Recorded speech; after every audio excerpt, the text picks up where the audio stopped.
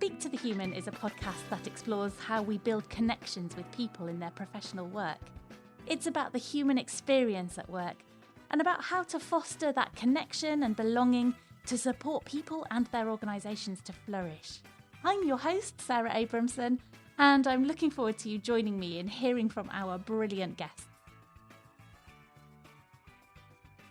My guest in this episode is sparky, willing to think differently, and has a sort of infectious curiosity, both about stuff and how things are made, and also about how we think, talk, and share ideas about the world around us. Anna Ploszajski is a materials scientist. She's also a storyteller, author, podcaster, business founder, stand-up comedian, trumpeter, channel swimmer, and no doubt much more besides. Truly the demonstration that we shouldn't overuse labels or put people into neat boxes. Through her own experiences, Anna realised how much opportunity there is for improving communication in academic science, including through storytelling techniques. And she's founded Storyology to help upskill scientists in communication and storytelling. She's breaking down some unhelpful conventions and helping people to benefit from the impact of communicating much more effectively, which has massive potential within academia and is something we can all learn from, whatever sphere we're working in. Anna's a really fun, eloquent and thought-provoking interviewee with, as you'd expect, loads of stories and insights to share. As always, please do like, subscribe and share the podcast and drop me a message with any feedback or ideas for future guests.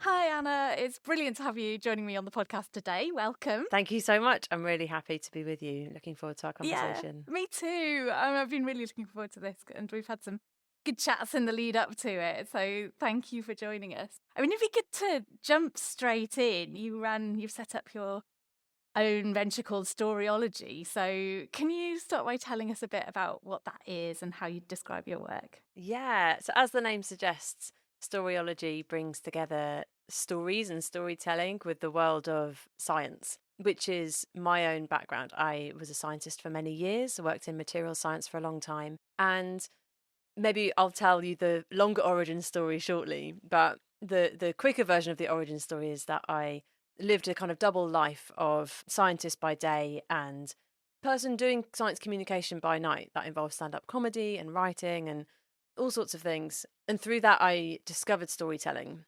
And do you want me to tell you the long story now? Yeah, go for it, yes. Okay, perfect. All right, scrap all of that. So for me, it all started back when I began my PhD in material science. I actually had quite a negative experience. I wasn't really gelling with the people in my lab. I felt quite lonely. It was, sort of not a very happy time. And at the university that I was at, they ran lots of courses, which were lots of different things. You could do languages, you could do kind of skills sessions, learn how to code, all these sorts of things. And I took a course which was an introduction to public engagement. And I don't really know why. I just wanted to get out of the lab, really, meet some new people, try and find my people. And I took this course, and I guess one of my key character flaws is that I'm like a pathological teacher's pet. To give you a good example, I'm still friends with my school physics teacher and we go for dog walks like quite frequently. I love that. So, yeah. And by the way, me too. So, like, yeah, yes. we can sharing here. I love that. So I've always been a teacher's pet. Anyway, in this public engagement session, I was that one, always putting my hand up, always talking to the teacher, offering an answer. And at the end of the session, he came up to me and said, "You seem like a bit of a show-off." And I was like, that wasn't what I was going for. I just wanted you to like me. And he said, well, you should come and try my stand-up comedy night, which is a sentence that nobody ever wants to hear. the single most terrifying sentence that anyone's ever heard. Oh my gosh, absolutely. And I was very scared of public speaking. Very, very scared. But because it was a teacher asking me to do it, obviously I had to say yes. And so I was like, okay. And so I went along and I did 9 minutes of stand-up comedy about hydrogen storage materials, which was my topic of research. And comedy was kind of intriguing, like terrifying, obviously, but kind of intriguing because unlike the world of science, which is very rigorous and sort of black and white, you can put a formula to something and that's what it is. Comedy is the opposite. It's very subjective. It's very unpredictable. And so although it was scary, I sort of felt interested by it. And so I kept doing it and very soon ran out of jokes about hydrogen. And so started to want to tell stories. And, one day I Googled, how do you tell a story? And I went down this massive internet rabbit hole, and I started reading books by novelists and screenwriters and people who tell stories for a living. And what I found was stories, funnily enough, are quite similar to science in many ways, which is that there can be a formula to a story. It has a shape and a texture and a pattern and a structure, and material science is all about structures as well. And so although it was a new concept, it also had a lot of overlap with my world of science. And there were lots of rules. Obviously, as a teacher's pet, I love rules. Yeah, how do you build a world? How do you build a character? Stakes, conflict, tension, story arcs, all these sorts of tools. I kind of learned those and applied them on the comedy stage. And it worked. It meant that I could sort of remember my sets better. It meant that my sets had more of a structure and a natural arc to them. And so for a long time, I lived this double life, downstairs in my basement lab by day doing my experiments, and then downstairs in basement pubs doing comedy by night. And for a long time, those worlds were completely separate. And then when the time came to write up my PhD thesis, I was like, well, this is just a story, right? This is the story of my last 4 years. And actually, the story of science is quite linear. It's quite a kind of individual story. A lot of the same tools and rules will apply to a PhD thesis as apply to like a Pixar movie that are weirdly quite similar in shape. And so I did that. I wrote my PhD thesis as a story and passed my PhD Viva with no corrections. My examiner said it was the best thesis he'd ever read and asked to have a copy of it to show his students. The science was good, but the communication, I think, was what set it apart. And so that proved to me, that the tools from storytelling were applicable in lots of other different places apart from communicating with non-expert audiences. Actually, they could be used in the academic world as well. So I spent another couple of years researching. Alongside all of that, I got a book deal by making a friend on a swimming holiday who happened to be a literary agent, and she helped me to write my proposal and get that off the ground.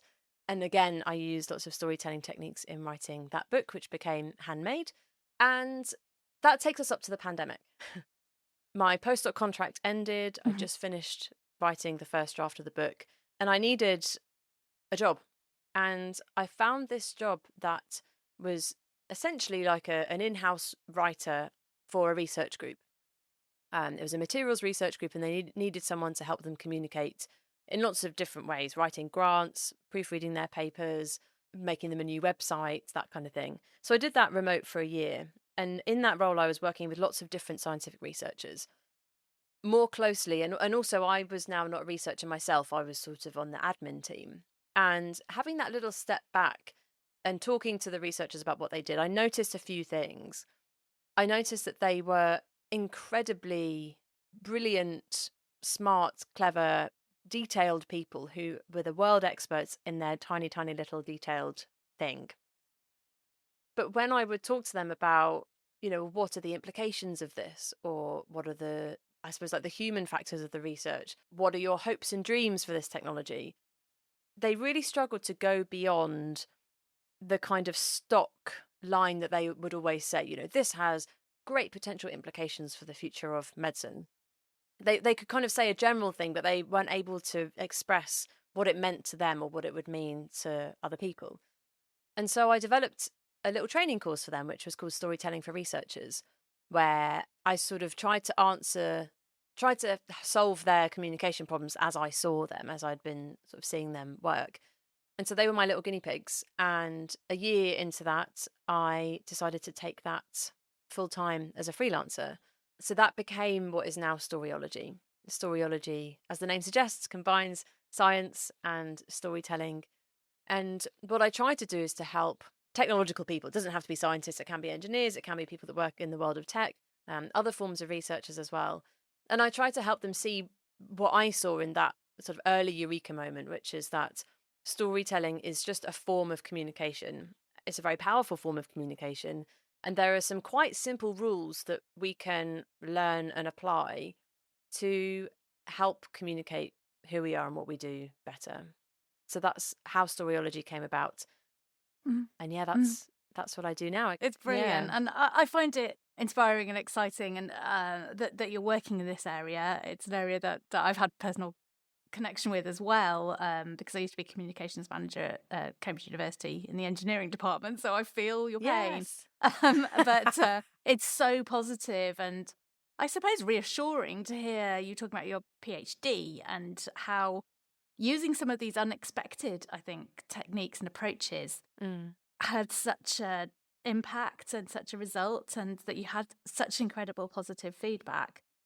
I think it's fascinating, though, about why there seems to be a kind of detachment and why there's barriers, why it feels like there's a separation, particularly in science and STEM subjects, from why communication matters. And hearing you starting to talk about that with the discomfort, I think, that some academics experience, maybe around expectations of how you should communicate as a, or as a respected and eminent scientist, so that you sound really clever and you sound like you've got this real specialist knowledge that's locked away from other people because you're the expert.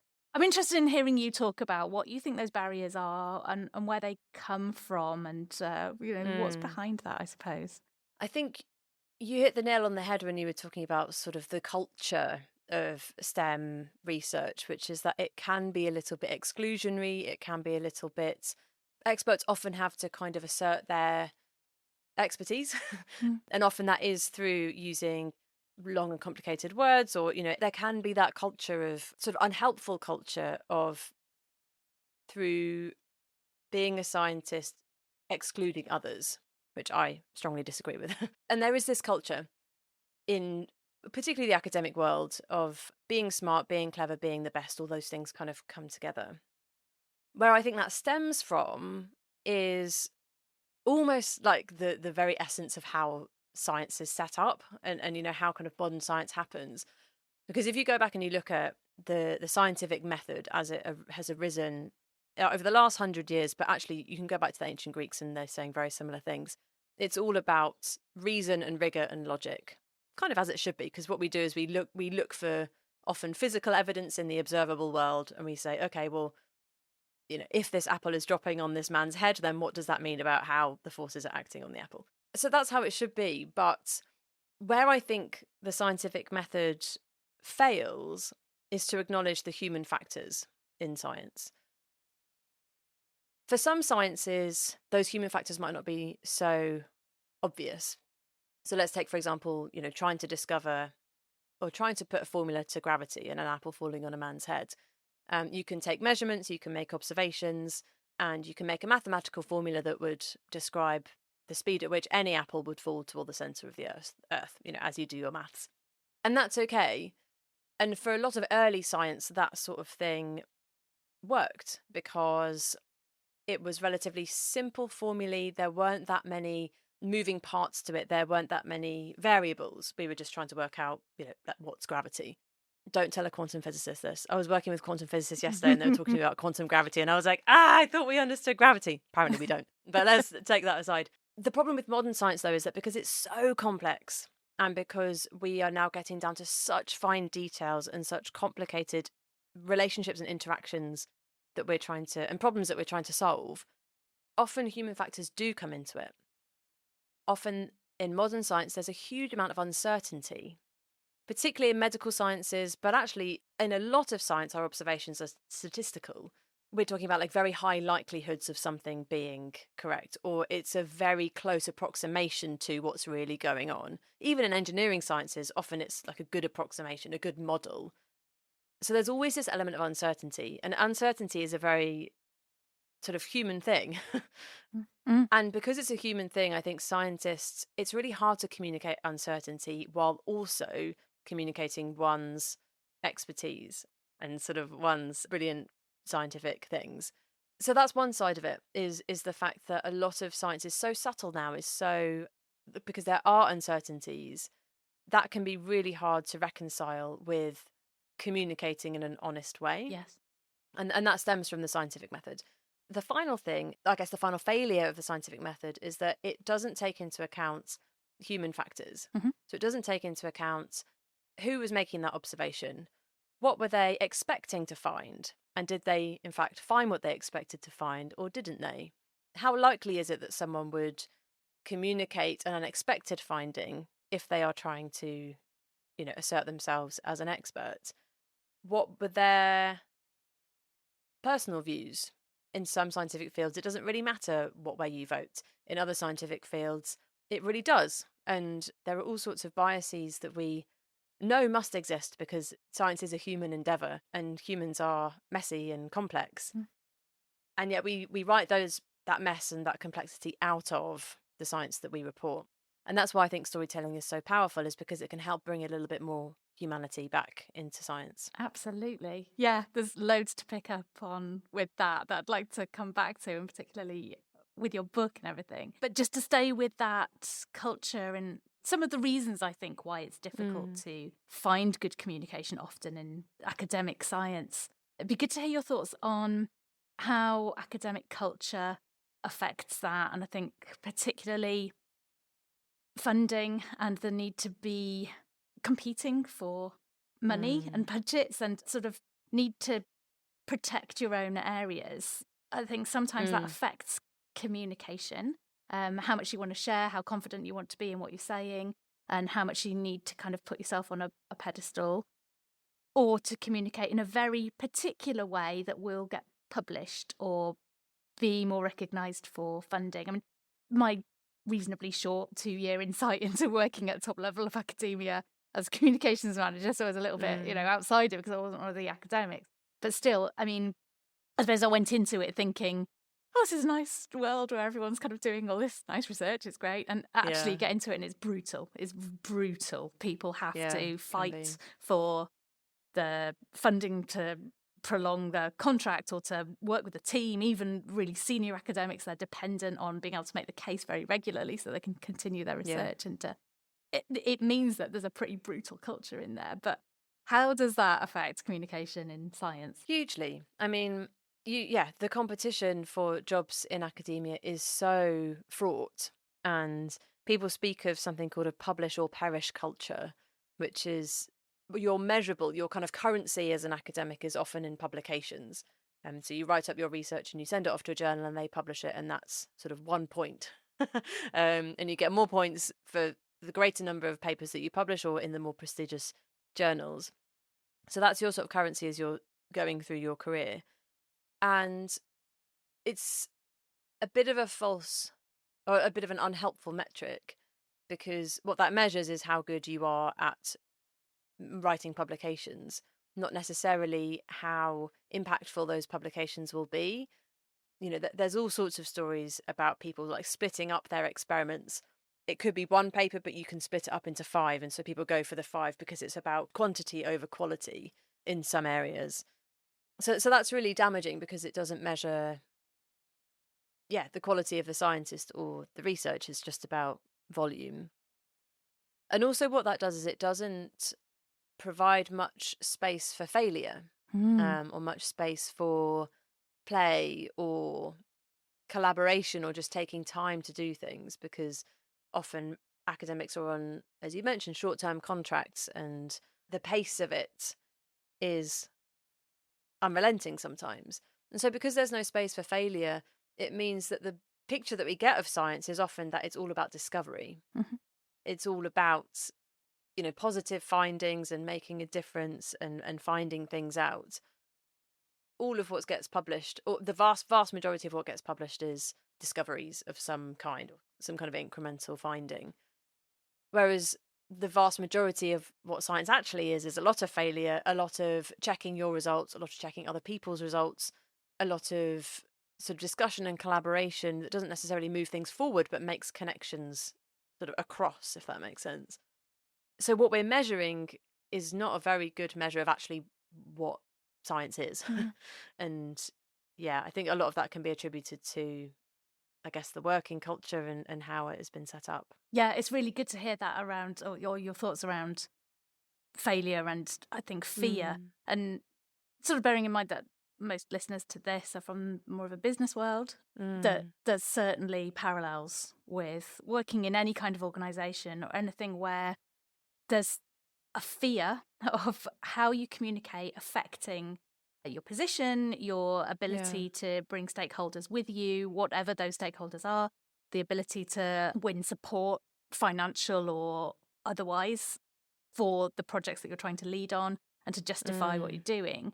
And I think a pressure as well to be very focused on, and I'm not saying this is wrong, but very focused on outcome or impact. Yes. And obviously in academia, that's massive. There's a thing called the Research Excellence Framework, which for people that aren't aware of that, is a way of sort of a long-term measurement of universities that's very much about the impact of the work, which is fine, except that it makes it difficult when you're doing something that's quite blue skies, or where it makes it difficult if you're working in a space where you're not sure what the value of this work might be. And there's a sort of, I think there's a danger of that, meaning that those types of projects get overlooked. So a massive role for communication, I think, in trying to explain what you're doing. And that parallel absolutely exists in the business world, where trying to tell a story about the work that you're doing really, really matters. Yeah. So I guess an interesting question is, how do you help people to think about that and do it better and approach it in a way that allows for a bit of freedom, or a more interesting way to engage people, while there's the fear of not coming across and ticking all the boxes in the way that you feel that needs to be done? Yeah, it's interesting. It's about my job is, trying to sell storytelling as like a serious and rigorous method, while also being sort of fun and creative and sometimes a bit silly at the same time. What I have found has worked effectively has been to first, prove the point and kind of introduce what storytelling is, and then show how actually a lot of research is already formatted as a story. And then show if that is the case, and I try and make that obvious that that's the case, then here are the tools from storytelling that we can kind of superimpose over that traditional format in order to bring it alive even better. So I'll give you the example. My sort of archetypal story that I often teach is the story of Finding Nemo, which is sort of silly little kids movie, but the kids' movies are often very archetypal. They often follow a kind of fairy tale type structure, quite a familiar story arc, beginning, middle, and end. Often a physical or a metaphorical journey takes place. They're quite rooted in that kind of storytelling culture. So just really briefly, like a few spoilers coming up, the story of Finding Nemo is that there's a dad clownfish called Marlin, and at the beginning of the story we find out that it's just him and his son Nemo and their little family of 2. And they live in this beautiful tropical reef near Australia, and they live this wonderful life.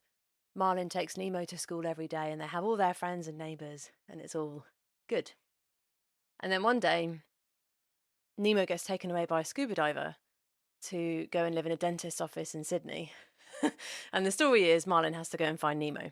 And so off he swims into the ocean, and he meets lots of different challenges and scary things along the way, sharks, jellyfish.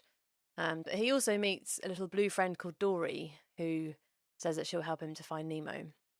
They do find Nemo, but on the way home, Dory gets caught up by this fishing net, and she's being like winched up out of the sea with all these other fish. And Nemo says, I know how to go and help, but I have to swim into the net to go and tell everyone what to do. So Marlin, having just got his precious son back, has a choice to make. Does he continue to worry about Nemo and sort of wrap him up in cotton wool, or does he allow Nemo to go off and take a risk? Of course he does that, and Nemo goes into swims into the fishing net, tells everyone to swim downwards. Everybody swims downwards, and then the strength of that is enough to break open the net. They save the day, and everybody returns home back to the reef to live happily ever after, until Finding Dory, which is the second film, which I haven't seen. But the format of that very sort of archetypal hero's journey, beginning in a home environment, beginning at home, everything's good, wonderful, idyllic thing. Something happens, that's your inciting incident, Nemo gets taken away. And there's a physical journey that the protagonist has to go on. So off they go, Marlin swims the ocean, and there's also challenges that they have to meet along the way as well and overcome. And in overcoming those challenges, the protagonist changes in some way. They learn about themselves. There are goodies and baddies. antagonists along the way. There's often a final test in which the protagonist has to put into practice everything that they learned in the middle part of the story to demonstrate that they've changed. And then at the end, they return home having changed, and everyone lives happily ever after. This is a very similar story to how we communicate scientific research, believe it or not. Beginning, middle, and end. Beginning, we show what's come before. We write about sort of prior knowledge. We often do a literature review, so we look at everything that everybody knew before. Then you come along and you ask your research question. You say, what if we could do X, Y, or Z? So that's your inciting incident. It's when you kind of ask the question of the story. Then you go off and you do your experiments. It's not a physical journey, it's kind of metaphorical or intellectual journey. You do your experiments. You often have to overcome some challenges and difficulties along the way. And by the end, you pull together all of that information to do something or say something new. It's the equivalent moment to your final test as your conclusion. And at the end, you have a resolution where you say to what extent you've managed to answer that question, and you sort of return home to a place of knowing. So those two stories are very superimposable onto each other, but often when I teach this, people will say, okay, well, we've just spent like 2 hours talking about Finding Nemo and all the different ways we can use storytelling, and what you're showing us is introduction, methods, results, conclusion. That's what we already do.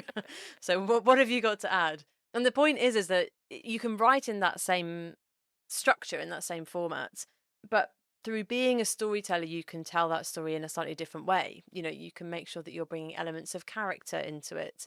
You can emphasize your research question as the most important story beat, as the inciting incident is the most important story beat.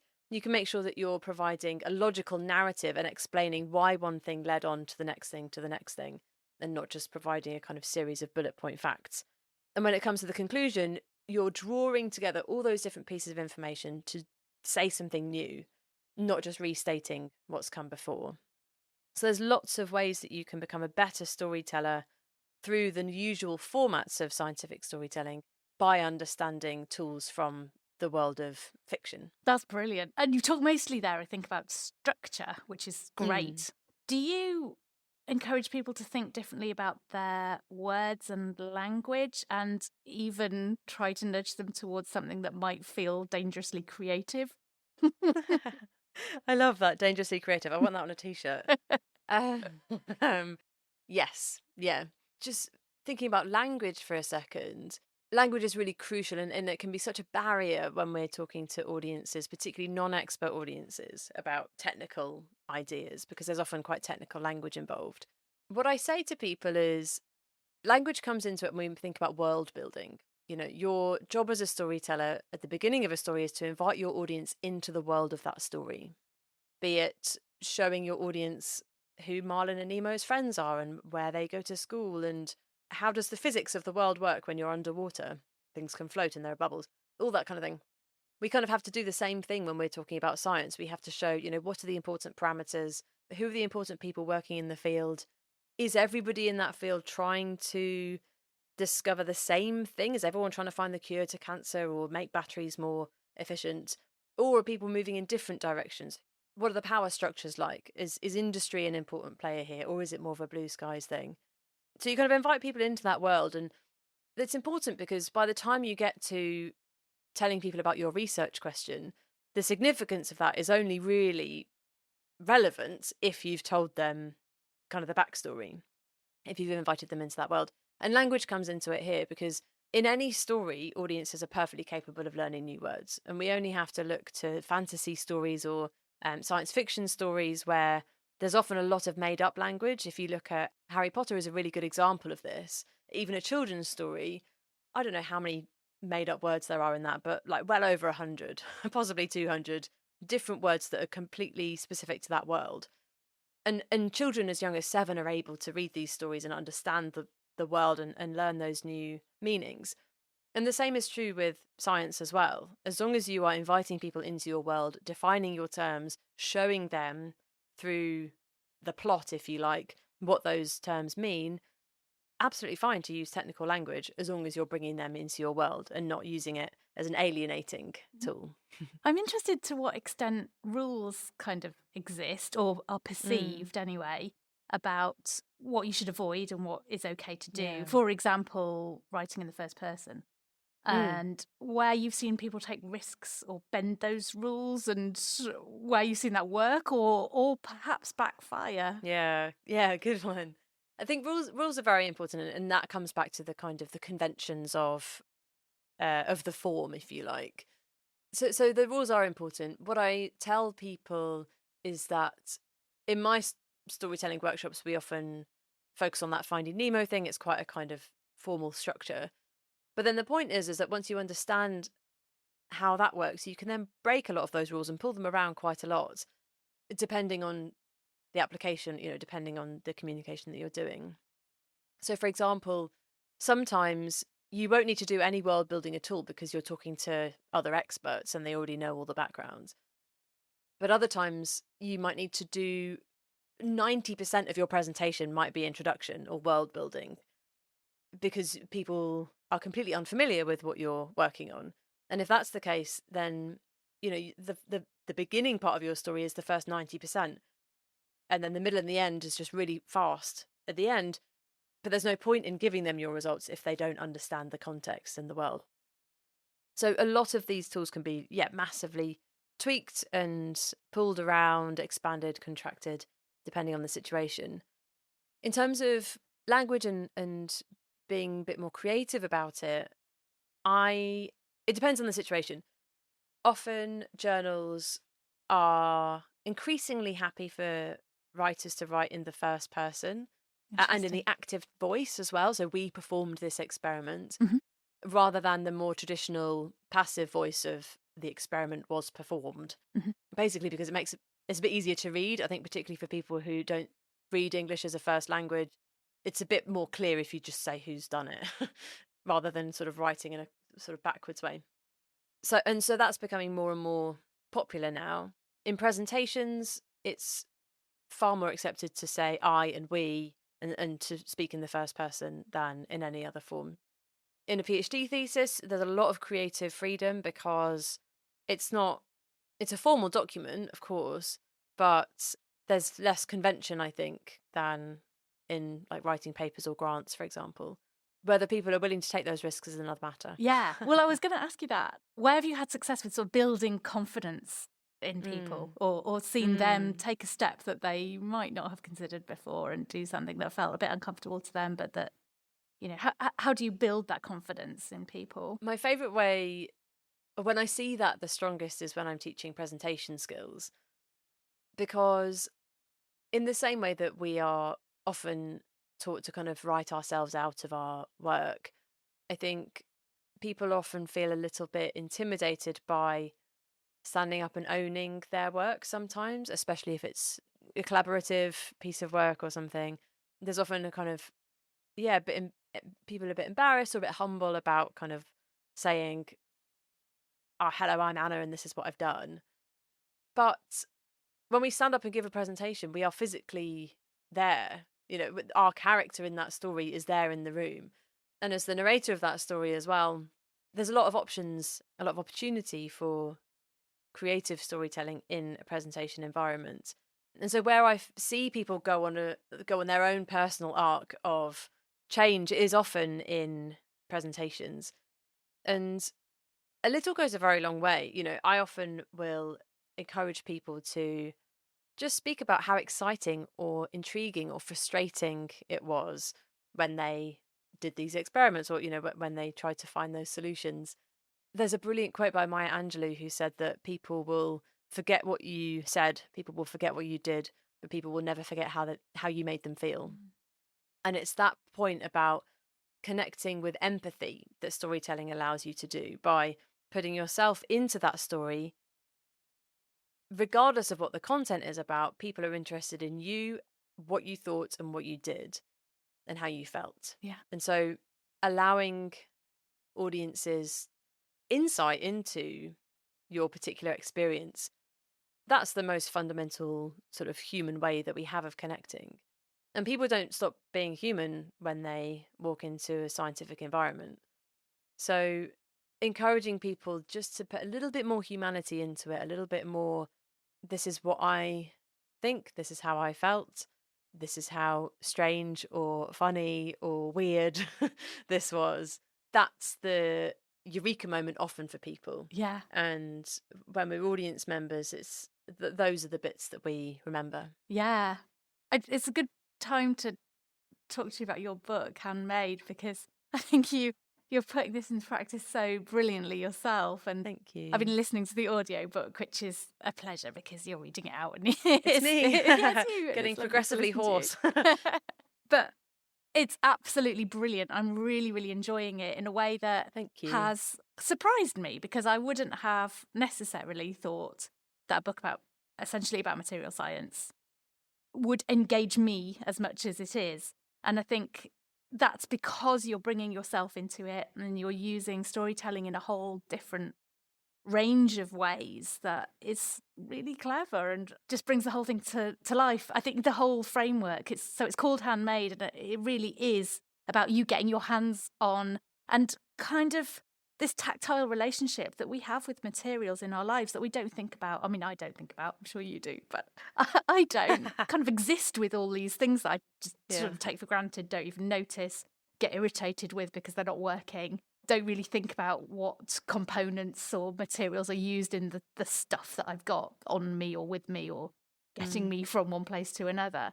And you're getting hands-on. It's about making things. It's about, through the book, you're blowing glass or cutting metals or turning clay. And it's a very visceral and human interaction.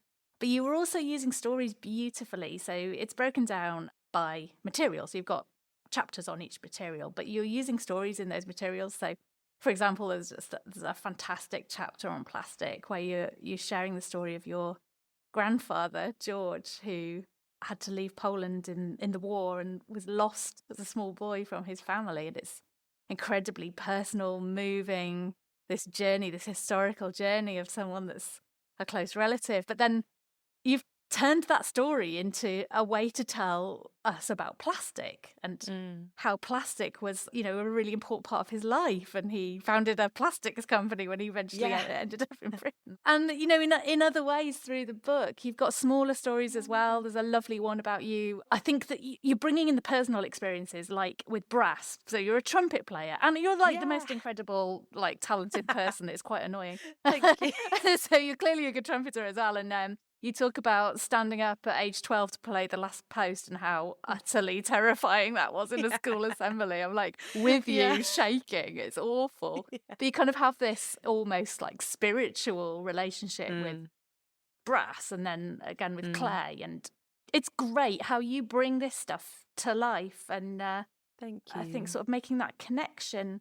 It's really interesting to see how you've done it. I think you've also used quite small analogies as well that I think are stories. So I was trying to remember with you at the beginning of this, because I said the downside of listening to an audiobook is that it's really hard to put a bookmark in. So I kind of was trying to refer back in my mind to where this was. But I think it's about steel structure, where you just described the structure of the material as being like three people sitting on two chairs, which is just so lovely and visual. And for somebody like me that's not really, got a background in science, it's great. Yeah. So I'm interested in how deliberate you are in thinking about using those stories, how much reworking it takes, and just how you just sort of think about this. I feel like you must have enjoyed this process, because I feel like that comes across in the book, that it's like, it's that's quite lovely. fun to have done it. But tell me about it.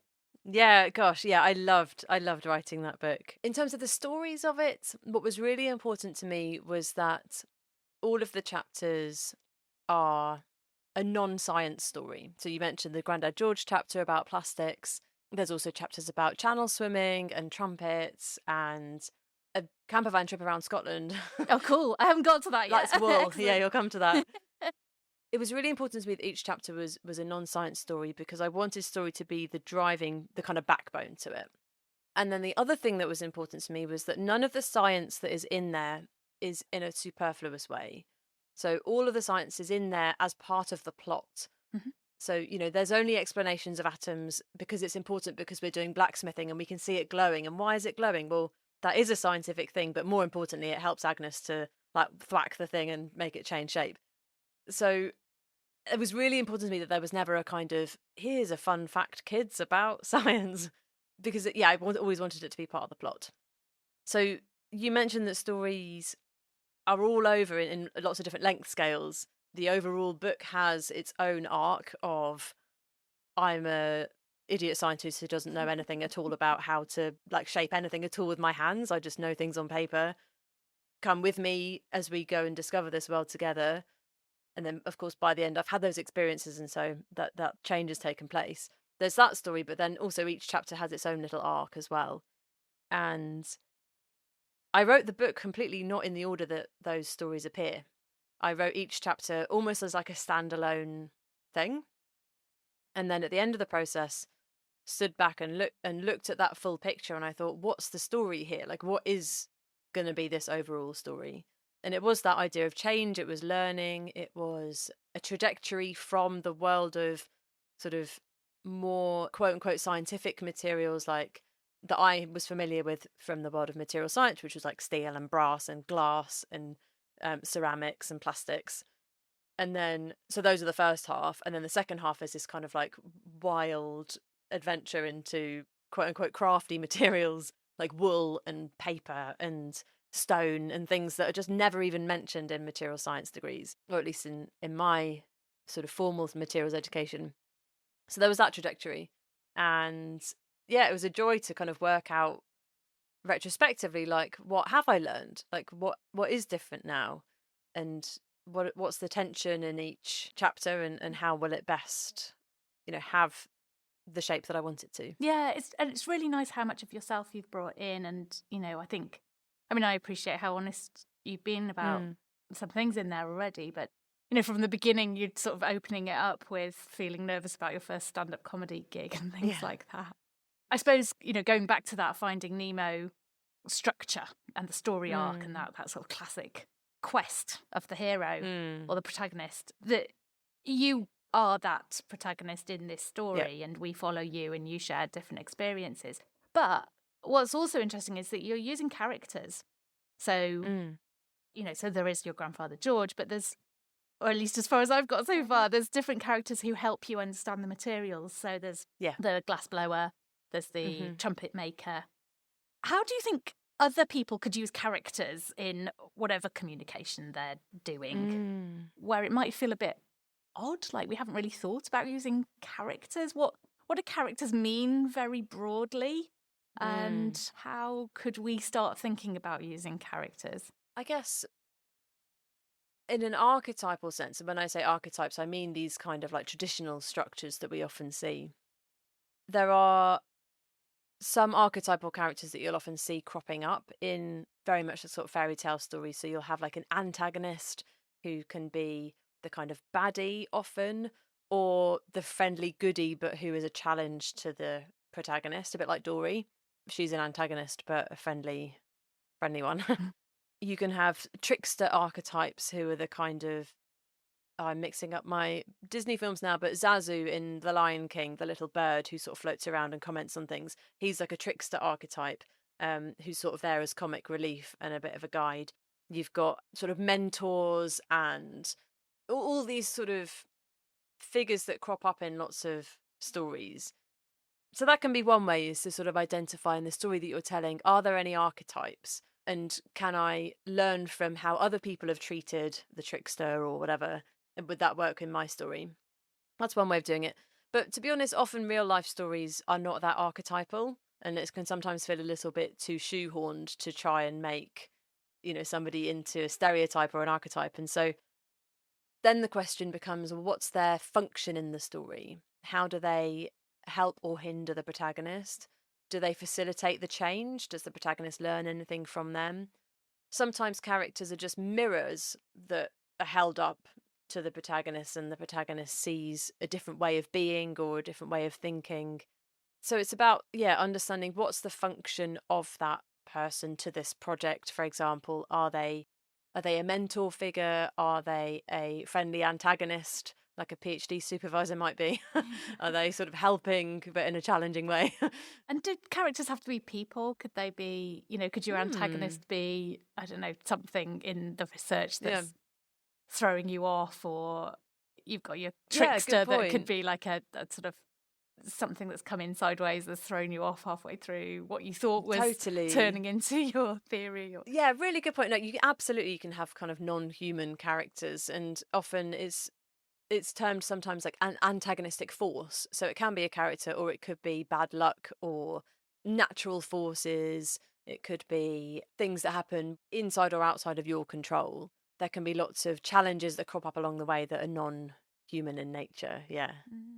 How did you kind of think about developing these storytelling abilities in yourself? How consciously have you? I know you've talked about stand-up and testing yourself. You seem very willing to kind of push yourself and test yourself. But has it just sort of happened over time with experimentation, or have you taken conscious steps to try and develop certain aspects of communication broadly, I suppose, not just, obviously storytelling is a part of that, but communication broadly? I'd say I'm definitely self-taught as a storyteller, as a communicator. I've learned everything that I know through trial and error. And, in the early days, I learned everything that I knew, like on stage in front of people. That's the horrible thing about comedy, is you can't practice it unless it's in front of other people. Yes, it's not real, is it? You can't, yeah. Yeah, exactly. So very much empirically gained, as opposed to any sort of formal training. Which isn't to say that I haven't studied it. I've read all those books that I mentioned and tried to glean knowledge from other people as well. But often you can only really learn by doing. The sorts of archetypes that we've been talking about, the kind of hero's journey type patterns, were the first ones that I came across. But I quite soon realised that although they sort of were working, there were lots of times where they didn't seem to fit, or it felt a little bit too formulaic or a bit too perfect.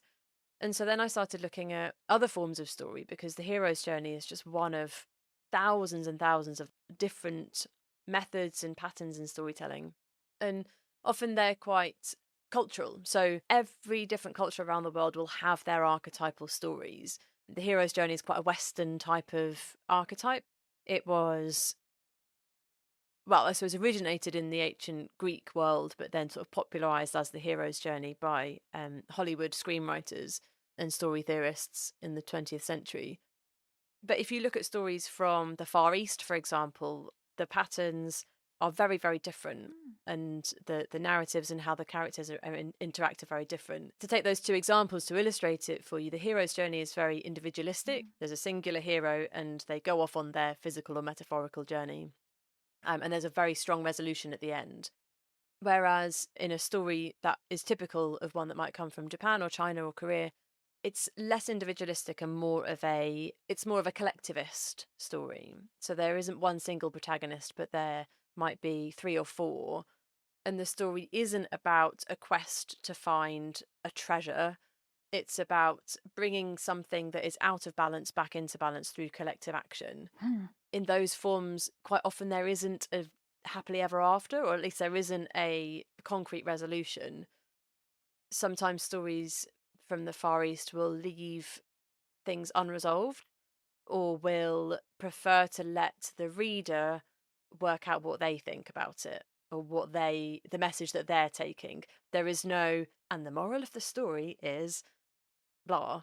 It's very up to you. That's so interesting. So I find inspiration. I find inspiration from lots of different places, and so sometimes those sorts of forms, different forms are actually a bit more applicable in certain scenarios. So that's what I'm sort of experimenting with and interested in now, is finding out what the different rules might be and sort of how I can apply those. And brings in different ideas, doesn't it? Different ways of thinking about it, because we probably are, without even thinking about it, we probably think of a story as being a certain pattern, I suppose, however subconscious that is. That's it's quite sort of cultural approach. Yeah, exactly. Yeah. And there's obviously nothing wrong with that, but it's really interesting to get a glimpse into how other cultures treat stories and how those stories interact with culture as well. Absolutely. I feel like I need to go and read more. Well, be exposed to more Far Eastern.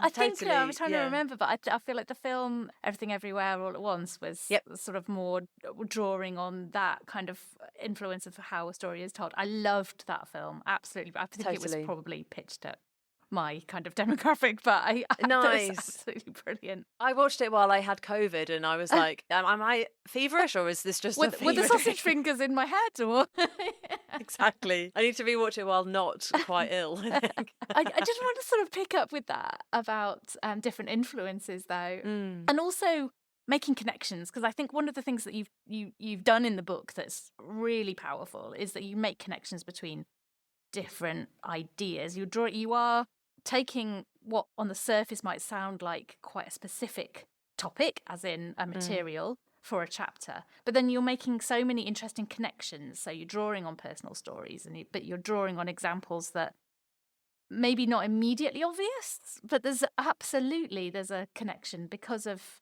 how that gives us the experience of that material in a way that is very human. And I think you're making connections not just with examples and analogies, but also with how we think in different ways sometimes. And I'm really keen on the kind of value of communication for linking ideas. And I think it's one of the things that was interesting to me working in academia is that I went into it thinking, this is all about sharing ideas. It's all about cross-fertilization of stuff across different departments. And then, of course, the reality of it is that because you're fighting for funding, as I mentioned earlier, often actually it's quite the opposite, because you kind of want to exclude other people from knowing what you're doing. And some people think beyond that, but it's difficult to. So sometimes these walls kind of put up that are quite difficult, but the value of making connections is so super important. And I'm just interested in whether you've seen how storytelling or improved communication has opened up that sharing and building of ideas or bringing people together in whatever way that means. You know, if somebody's gone to a conference and they've heard from somebody talking in a more open way that's triggered a different way of thinking, or if they've been more likely to read a paper that isn't directly related to their area of interest because it's more accessible and more readable. You know, are we benefiting from improved communication by making stuff just more human, more readable, more understandable? Definitely. And I think one thing that's really important to me is to break down hierarchies of knowledge. I was really conscious as an Oxford educated scientist with a PhD, like how that is viewed. And I was a bit uncomfortable writing the book to be seen as that kind of academic expert. And so I wanted to elevate the expertise of craft people. Or maybe not elevate, no, that's the wrong word. I wanted to understand and to break down those hierarchies of knowledge or perceived hierarchies of knowledge in the world that I was in, and show, I found that there was so much to learn from blacksmiths and potters and stonemasons and glass blowers, so much to learn from people who hold different forms of knowledge. And that can be extended, of course, to Indigenous knowledge and all sorts of, non-formal or non-academic ways of gaining knowledge. So that was what was really important to me. And that's why I positioned myself in the way that I did at the start of the book, which was somebody who knows nothing at all about making and craft. And went off to kind of celebrate those other forms of knowledge. And so I think that is something very important to me. And I think that is something that I have seen in friends of mine who have read the book as well. I've seen them start to explore other forms of knowledge too. One unintended but brilliant consequence of writing the book and the podcast that it came out of was that, I'd talked to 100 craftspeople for the podcast about different materials and wanted to see their materials through their eyes. And so now I have an amazing network of people that if I have a question about silver or steel or cake, I have my people to call on who are not from the world of science and who won't explain things in those ways, but will provide such rich insights.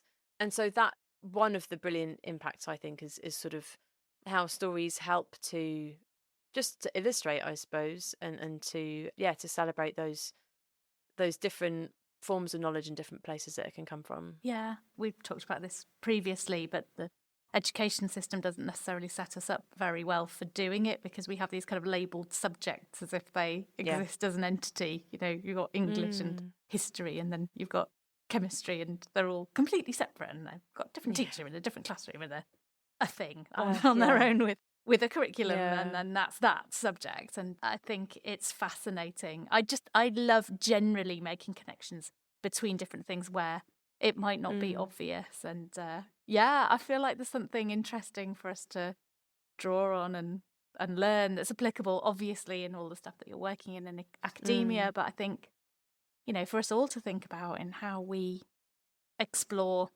the work that we do and our lives in general. Totally. And just going back to the language thing, I think one nice example from the podcast that always sticks with me is that I interviewed a silversmith called John Cussell, and he brought some of his pieces in to show me, and we were talking about his processes of how it's called cold working of metal, which is where, kind of as it sounds, you kind of hit metal when it's cold, and you can shape it into different shapes with a soft metal like silver. And so we were talking about cold working, and I was asking him, you know, how does it feel? What's telling you when the material like is changing, or what are you looking for? What are the signs? Kind of just asking about the process. And he said, yeah, so what happens when you're cold working is that when you hit the metal, the atoms get angry. If you keep hitting it, they get really angry. And then after a certain point, you need to stop because otherwise it will break. And I just love the language that he was using. What he was describing is that, you know, when you cold work a metal, you're moving the atoms around inside, and that makes it more brittle. And I knew that from a scientific point of view, but I'd never thought of it with that sort of beautiful description of angry atoms. And it totally illustrated it. It made total sense to me. Yeah, absolutely. Yeah. And it was so sort of visceral and just beautiful. And that was a really lovely example, I think, of how different minds, different ways of thinking can paint the fullest picture, I guess. Yeah, and what you've done there is to go out and meet these characters, but like real people who have got really different experiences, work in different worlds, you know, are in different places and different backgrounds. And I think that's given you not only an interesting framework and a way of telling stories to bring them to life, but also it's kind of, I'm sure, has like exposed you to different ways of thinking that are, again, going to help you with how you tell the stories. I just want to sort of link to that for a penultimate question, really, I think, which is about the connections that we all make in our own lives and how exposing ourselves to different experiences can help us to look at things differently. So I really want to ask you about Swimming the Channel, because what an amazing thing to do. You've kind of pushed yourself into a zone of pushing your limits, real discomfort. I enjoy endurance sports, so I get that kind of buzz. I love it. Yeah. But I think it helps you to think in a different way, and particularly when you've got to sort of dig that deep and think about yourself in a kind of getting yourself through challenge. And I think that kind of willingness to put yourself into different spaces also opens up thinking and ideas and imagination. And do you feel like drawing on different experiences from your life, like Swimming the Channel? It'd be good to hear about Swimming the Channel and what it was like, but has that helped you to tell stories, do you think? Totally. Yeah, definitely. Because at their core, stories are just about communicating a change. The vast majority, unless it's something weird like Kafka where nothing happens, but most stories are about a change taking place. You know, the characters, or something is different at the end compared to how it was at the beginning. You know, some life events like Swimming the Channel actually are quite archetypal journeys, a physical journey in that example, overcoming challenges. Sometimes life events are a bit more subtle, or they're a little bit about a different form of change, or you're at a different sort of point in what's changing. But I suppose what storytelling helps you to do is to kind of process those life events. And that's true, you know, whether you have read books about storytelling or not. I think we all narrativize and process our lives through story. the way that we remember things that have happened, the way that we remember to, communicate the story of our day or the story of a project. We're constantly narrativizing and kind of rewriting stories according to our own memories. I think that's how our memories often work, is through narrative and story and making those connections. So in a way, it's a bit of a funny iterative process, because the channel swim itself was, an event and a thing and a version. My experience of it was a version of those events. The next day I wrote it up as a blog post and I retold that story. And then I rewrote that blog for the book and added in all the stuff about sugar and science. Mm-hmm. And now that's my memory of it, that story. Mm-hmm. But of course, there are a million other ways that story could have been told. And there are even more ways that story could have gone and different perspectives that it could have been told through. So I think, storytelling helps us to process our lives. And in writing those stories, it helps us to put them into context, I guess, and remember. Yeah, I think you're so right. Like, memories are things that we've created ourselves with a choice about what we've excluded. I think, so many memories are sort of based on a photo, and that's how you remember it. And then 10 years later, you look at the photo and it triggers the memory. But actually, the reality of the situation wasn't just a photo. That was the moment where you all stood together and smiled, or you chose to stand in front of a beautiful mountain. But a lot of other things happened that morning too. But definitely, it's why, it's kind of why in the story of the channel swim in the book, you haven't got there yet, but it's the next chapter after Clay. At the end of the story, there's a kind of scene that I really wanted to put in there, which was standing in Medway Services in the toilets with like all the hand dryers going and like people bustling around, like busy summer weekend, like it was like chaos, and just kind of standing there in my dry robe and my woolly hat, like having washed my hands, just being like staring at myself in the mirror, being like, what just happened? It was like such a surreal moment, and I have such a strong memory of that just pause in time of like, what just happened? Wow. This is so strange. Wow. And I'm really fascinated by aftermaths and kind of how we process these things an hour, a day, a week, a month, a year later. Yeah. And that was probably about 6 hours later, just being like, what the hell? Amazing. I mean, what an incredible thing to do. This has been so fascinating, really opening up all of these different angles and lenses on sort of mix my metaphors on storytelling and how you've used them, and I'm sure been really thought-provoking for how we could all use storytelling and techniques and communication, but think very broadly about connecting ideas and bringing in personal experiences and that kind of thing. I have a final question for you, which I ask all podcast guests, which is that I'm speaking to you as a human, Anna. What's exciting you at the moment, and what are you kind of looking forward to? What's motivating you, either relating to your work or other stuff? That's a lovely question. What am I excited to look forward to? I had a failure earlier this year, which was that I wrote a book proposal about a lot of the stuff that we've talked about today, science and storytelling, and how in order to understand science, we have to understand story and vice versa. And nobody wanted to publish it. It got universally rejected by everybody. And I was quite crushed for like a good few weeks, thinking like, just, I'm rubbish, nobody likes what I do, everything's terrible. And one of the things that I was really passionate about with that project was rewriting stories and changing narratives. We've talked about heroes' journeys, also kind of stereotypes of stories like good versus evil. I was writing, about how a lot of science gets reduced to good versus evil, and a lot of theory, basically. And the publisher's point was, this isn't relevant enough to the general audience. This is a book for people already in these worlds, which is fair enough. And now what I'm thinking about is whether I can actually apply that thinking to writing new stories. Mm-hmm. And that's what I'm doing now, and I'm really excited about it. I'm writing a new book proposal, which is about materials again, but trying to write new stories that are not just sort of the archetypal hero's journey, but thinking about dismantling simplistic stories in science. one good example is actually the story of plastic. Particularly today, it's been kind of vilified and sort of cast in a kind of evil villain's role in the material world.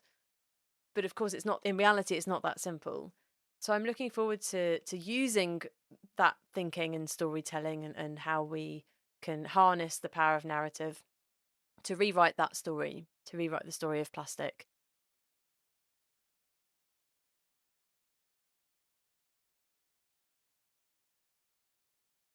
And putting into practice what I had previously just been writing about in theory. I love how you've responded to what you first described as being the failure and sort of picking that up and like, I mean, actually literally kind of rewriting your own experience there into something that you kind of reframe as a slightly different project or an amendment or whatever. But that's really cool, and I really wish you very best of luck with it. It's been just fantastic to have your input on this. Thank you so much for all of your time. I hope everyone listening has really enjoyed it as much as I've enjoyed chatting with you, Anna. So thank you. And thank you. Yeah, bye for now. Bye.